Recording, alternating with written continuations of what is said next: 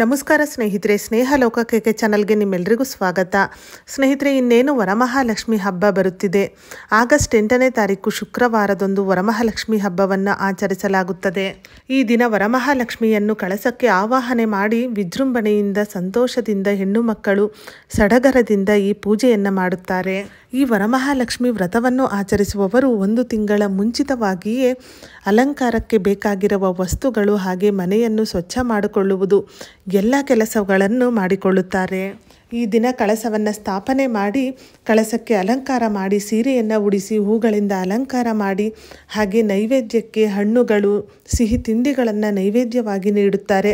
ಹಾಗಾದರೆ ಕಳಸಕ್ಕೆ ಅಲಂಕಾರ ಮಾಡುವಾಗ ಲಕ್ಷ್ಮೀ ದೇವಿಗೆ ಯಾವ ಹೂವನ್ನು ಅರ್ಪಿಸಬಾರದು, ಹಾಗೆ ಯಾವ ಒಂದು ಹಣ್ಣನ್ನು ಅರ್ಪಿಸಿದರೆ ಲಕ್ಷ್ಮಿ ಸಂತೃಪ್ತಳಾಗುತ್ತಾಳೆ? 5 ಥರದ ಹಣ್ಣುಗಳು ಅಥವಾ 9 ಥರದ ಹಣ್ಣುಗಳನ್ನು ಒಂದು ತಟ್ಟೆಯಲ್ಲಿ ಇಟ್ಟು ಲಕ್ಷ್ಮಿಯ ದೇವಿಯ ಮುಂದೆ ಇಡುತ್ತೀರಿ, ಲಕ್ಷ್ಮಿಗೆ ನೈವೇದ್ಯವಾಗಿ ನೀಡುತ್ತೀರಿ. ಅದರಲ್ಲಿ ಈ ಒಂದು ಹಣ್ಣನ್ನು ಇಡಲೇಬೇಕು. ಹಾಗಾದರೆ ಯಾವ ಹಣ್ಣನ್ನು ನೈವೇದ್ಯವಾಗಿ ನೀಡಬೇಕು, ಯಾವ ಹಣ್ಣನ್ನು ಲಕ್ಷ್ಮಿಗೆ ಅರ್ಪಿಸಬೇಕು, ಹಾಗೆ ಯಾವ ಹೂಗಳನ್ನು ಅರ್ಪಿಸಬಾರದು, ಈ ಎಲ್ಲ ಮಾಹಿತಿಯನ್ನು ಇವತ್ತಿನ ಈ ವಿಡಿಯೋದಲ್ಲಿ ತಿಳಿಯೋಣ ಸ್ನೇಹಿತರೆ. ಅದಕ್ಕಿಂತ ಮುಂಚೆ ನೀವು ಇನ್ನೂ ನನ್ನ ಚಾನಲ್ನ ಸಬ್ಸ್ಕ್ರೈಬ್ ಮಾಡ್ಕೊಂಡಿಲ್ಲ ಅಂದರೆ ದಯವಿಟ್ಟು ಸಬ್ಸ್ಕ್ರೈಬ್ ಮಾಡ್ಕೊಳ್ಳಿ, ತಪ್ಪದೆ ಬೆಲ್ಲೈಕನನ್ನು ಕೂಡ ಕ್ಲಿಕ್ ಮಾಡಿ. ವರಮಹಾಲಕ್ಷ್ಮಿ ಹಬ್ಬದ ದಿನದಂದು ಪೂಜಾ ಸ್ಥಳವನ್ನು ಸ್ವಚ್ಛಗೊಳಿಸಿ ಪೂಜಾ ಸ್ಥಳದಲ್ಲಿ ಕಳಸವನ್ನು ಸ್ಥಾಪನೆ ಮಾಡಲಾಗುತ್ತದೆ. ಕಳಸದ ಬಿಂದಿಗೆಗೆ ಮಂಗಳಕರವಾದ ವಸ್ತುಗಳನ್ನು ಹಾಕಿ 5 ವಿಳೆದೆಲೆ ಅಥವಾ 5 ಮಾವಿನ ಎಲೆಯನ್ನು ಇಟ್ಟು ತೆಂಗಿನಕಾಯಿಯನ್ನು ಇಟ್ಟು ಅದಕ್ಕೆ ಲಕ್ಷ್ಮಿಯ ಮುಖವಾಡವನ್ನು ಇರಿಸಿ ಸೀರೆ ಉಡಿಸಿ ಹೂಗಳಿಂದ ಅಲಂಕಾರ ಮಾಡಿ ಲಕ್ಷ್ಮಿಯ ಕಳಸದ ಮುಂದೆ ದೀಪವನ್ನು ಹಚ್ಚಿ ಹಾಗೆ ಹಣ್ಣುಗಳ ತಟ್ಟೆ, ನೈವೇದ್ಯದ ತಟ್ಟೆ, ಸಿಹಿ ತಿಂಡಿಗಳ ತಟ್ಟೆಯನ್ನು ಲಕ್ಷ್ಮಿಯ ಮುಂಭಾಗದಲ್ಲಿ ಜೋಡಿಸುತ್ತಾರೆ. 5 ತರಹ ಅಥವಾ 9 ತರಹದ ಹಣ್ಣುಗಳನ್ನು ಒಂದು ತಟ್ಟೆಯಲ್ಲಿ ಜೋಡಿಸುತ್ತಾರೆ. ಹಾಗೆ ಸಿಹಿ ತಿಂಡಿಗಳು ಹಾಗೆ ಅರಿಶಿನ, ಕುಂಕುಮ, ಹೂಗಳು ಈ ರೀತಿಯಾಗಿ ತಟ್ಟೆಗಳನ್ನು ಜೋಡಿಸಿ ಬಹಳ ವಿಜೃಂಭಣೆಯಿಂದ ಈ ಒಂದು ವ್ರತವನ್ನು ಆಚರಿಸುತ್ತಾರೆ. ಲಕ್ಷ್ಮಿಯು ಅಲಂಕಾರ ಪ್ರಿಯೆ, ಆದ್ದರಿಂದ ತರತರದ ಹೂಗಳಿಂದ ಲಕ್ಷ್ಮಿಯನ್ನು ಶೃಂಗಾರ ಮಾಡುತ್ತಾರೆ, ಅಲಂಕರಿಸುತ್ತಾರೆ. ಲಕ್ಷ್ಮಿಗೆ ಪ್ರಿಯವಾದ ಹಣ್ಣು ಎಂದರೆ ಅದು ದಾಳಿಂಬೆ ಹಣ್ಣು. ಈ ದಿನ ನೀವು ದಾಳಿಂಬೆ ಹಣ್ಣನ್ನು ಲಕ್ಷ್ಮಿಗೆ ಅರ್ಪಿಸಲೇಬೇಕು. 5 ಥರದ ಅಥವಾ 9 ಥರದ ಹಣ್ಣುಗಳಲ್ಲಿ ದಾಳಿಂಬೆ ಹಣ್ಣು ಇರಲೇಬೇಕು. ಇದರಿಂದ ಲಕ್ಷ್ಮಿಯು ಸಂತೃಪ್ತಳಾಗುತ್ತಾಳೆ ಎಂಬ ನಂಬಿಕೆ ಇದೆ.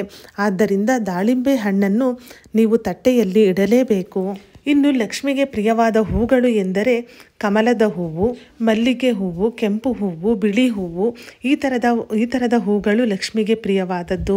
ಈ ದಿನ ಲಕ್ಷ್ಮೀ ದೇವಿಗೆ ಬಿಳಿ ಹೂವು, ಕೆಂಪು ಹೂಗಳನ್ನು ಲಕ್ಷ್ಮೀ ದೇವಿಗೆ ಅರ್ಪಿಸಿ. ಯಾವುದೇ ಕಾರಣಕ್ಕೂ ನೀಲಿ ಬಣ್ಣದ ಹೂಗಳನ್ನು ಲಕ್ಷ್ಮೀ ದೇವಿಗೆ ಅರ್ಪಿಸಬಾರದು. ಲಕ್ಷ್ಮಿಯ ಪೂಜೆಯಲ್ಲಿ ನೀಲಿ ಬಣ್ಣದ ಹೂಗಳನ್ನು ಬಳಸಬಾರದು ಎಂಬ ನಂಬಿಕೆ ಇದೆ. ಆದ್ದರಿಂದ ನೀಲಿ ಬಣ್ಣದ ಹೂಗಳನ್ನು ಲಕ್ಷ್ಮಿಗೆ ಅರ್ಪಿಸಬೇಡಿ. ಬಿಳಿ, ಕೆಂಪು ಮತ್ತು ಹಳದಿ ಬಣ್ಣದ ಹೂಗಳನ್ನು ಲಕ್ಷ್ಮೀ ದೇವಿಗೆ ಅರ್ಪಿಸಿ. ಹಾಗೆ ಲಕ್ಷ್ಮೀ ದೇವಿಯನ್ನು ಅಲಂಕರಿಸುವಾಗ ಯಾವುದೇ ಕಾರಣಕ್ಕೂ ಪ್ಲಾಸ್ಟಿಕ್ ಹೂಗಳನ್ನು ಬಳಸಬೇಡಿ. ಕಳಸಕ್ಕೆ ಪ್ಲಾಸ್ಟಿಕ್ ಹಾರವನ್ನು ಹಾಕುವುದಾಗಲಿ ಪ್ಲಾಸ್ಟಿಕ್ ಹೂಗಳಿಂದ ಅಲಂಕಾರ ಮಾಡುವುದಾಗಲಿ ಮಾಡಬಾರದು. ನಿಮ್ಮ ಕೈಯಲ್ಲಿ ಎಷ್ಟು ಸಾಧ್ಯವೋ 1 ಹೂವಾದರೂ ಆಗಲಿ, ಒಳ್ಳೆ ಹೂವು, ಶುದ್ಧವಾದ ಹೂವು, ಬಾಡಿರದ ಹೂವನ್ನು ಲಕ್ಷ್ಮೀ ದೇವಿಗೆ ಅರ್ಪಿಸಿ. ಯಾವುದೇ ಕಾರಣಕ್ಕೂ ಪ್ಲಾಸ್ಟಿಕ್ ಹೂಗಳನ್ನು ಹಾಕಬೇಡಿ. ಸ್ನೇಹಿತರೆ, ಈ ವಿಡಿಯೋದಲ್ಲಿ ಲಕ್ಷ್ಮೀ ದೇವಿಯನ್ನು ಸಂತೃಪ್ತಗೊಳಿಸಲು ಯಾವ ಹಣ್ಣನ್ನು ನೈವೇದ್ಯವಾಗಿ ಅರ್ಪಿಸಬೇಕು, ಹಾಗೆ ಯಾವ ಹೂಗಳು ಪ್ರಿಯವಾದದ್ದು, ಯಾವ ಹೂವನ್ನು ಲಕ್ಷ್ಮೀ ದೇವಿಗೆ ಅರ್ಪಿಸಬಾರದು, ಈ ಎಲ್ಲ ಮಾಹಿತಿಯನ್ನು ತಿಳಿಸಿದ್ದೇನೆ. ಇವತ್ತಿನ ಈ ವಿಡಿಯೋ ನಿಮಗೆಲ್ಲ ಇಷ್ಟವಾಗಿದೆ ಎಂದು ಭಾವಿಸಿದ್ದೇನೆ. ಇಷ್ಟ ಆಗಿದ್ದರೆ ವಿಡಿಯೋನ ಲೈಕ್ ಮಾಡಿ, ಹಾಗೆ ನಿಮ್ಮ ಫ್ರೆಂಡ್ಸ್ ಆ್ಯಂಡ್ ಫ್ಯಾಮಿಲಿಗೂ ಈ ವಿಡಿಯೋವನ್ನು ಶೇರ್ ಮಾಡಿ. ಇದೇ ಥರದ ಮತ್ತಷ್ಟು ಮಾಹಿತಿಗಾಗಿ ಸ್ನೇಹ ಲೋಕಕ್ಕೆ ಚಾನಲ್ನ ಸಬ್ಸ್ಕ್ರೈಬ್ ಮಾಡಿಕೊಂಡು ಸಪೋರ್ಟ್ ಮಾಡಿ. ಕೊನೆ ತನಕ ವಿಡಿಯೋ ನೋಡಿದ ಎಲ್ಲರಿಗೂ ಧನ್ಯವಾದಗಳು. ಸರ್ವೇ ಜನ ಸುಖಿನೋ ಭವಂತು.